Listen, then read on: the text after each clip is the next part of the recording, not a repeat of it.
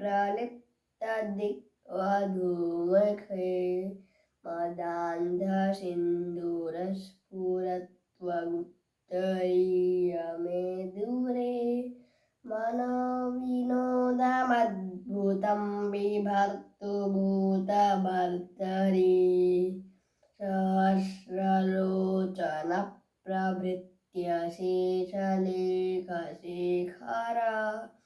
प्रसूनधूलिधोरणि